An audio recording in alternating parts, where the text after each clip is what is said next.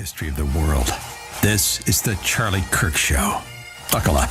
Here we go.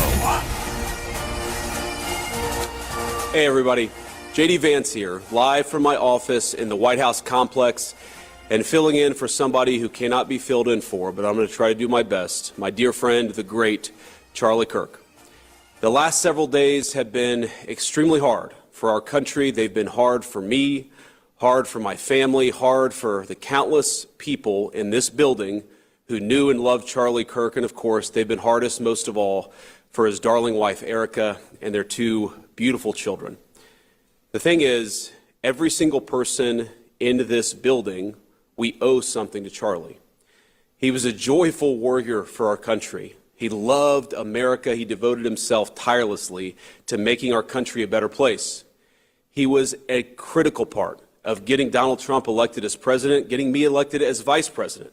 And so much of our success over the last 7 months is due to his efforts, his staffing, his support, and his friendship. I don't think that I'm alone in saying that Charlie was the smartest political operative I ever met. Everyone knew him as this fearless debater, this guy who would take the conservative message into hostile places and inspire younger generations to have courage. One thing that's hit a lot of those young Americans over the last week was how Charlie was there for them when others were not. When they were afraid to speak their minds, when they were afraid of what a professor would say, when they were afraid that they would be shouted down by their peers, Charlie was there, showing them that they could be courageous and that they could be bold. We sat for about an hour and we talked about Charlie, and you know, in these moments you don't know what to say. I'm a person who literally speaks for a living, and I had no idea what to say, and I didn't try to console her, because how can you console a person who just lost a loving husband and father? But we just talked about Charlie. We talked about who he was. We talked about some of our favorite stories. We talked about some of his idiosyncrasies and all the things that made Charlie Kirk who he was. And she said something to me that I will never forget. My wife was there. It was just me and my wife on my side, and then a lot of people from the Turning Point's family, a lot of people from Charlie's family. And she said to me that Charlie never raised his voice, that he never cussed at her, that he was never cross or mean-spirited to her. And look, I'm a husband. I'm proud of being a husband. I think that on the great balance of things that I'm a pretty good husband, but I can never say that I was never unpleasant with my wife. I can never say that I've never raised my voice to my wife.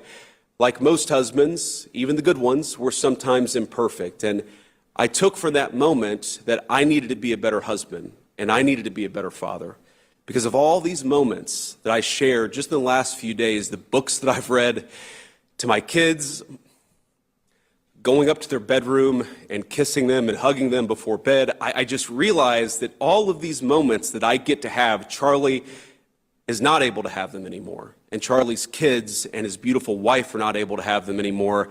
And maybe the best way that I can contribute and the best way that I can honor my dear friend is to be the best husband that I can be, to be the kind of husband to my wife that he was to his. You know, we talked all the time about the most important thing you could do is not vote for a particular candidate. It was to become, if you were a young man, a husband and a father. He talked about the joy that came from fatherhood, the joy that came from raising a family and being part of their growth and their development and all the incredible things that happen when you get to be a husband and father. And that is the way that I'm going to honor my friend, is to be the very best at that most important job that I can be.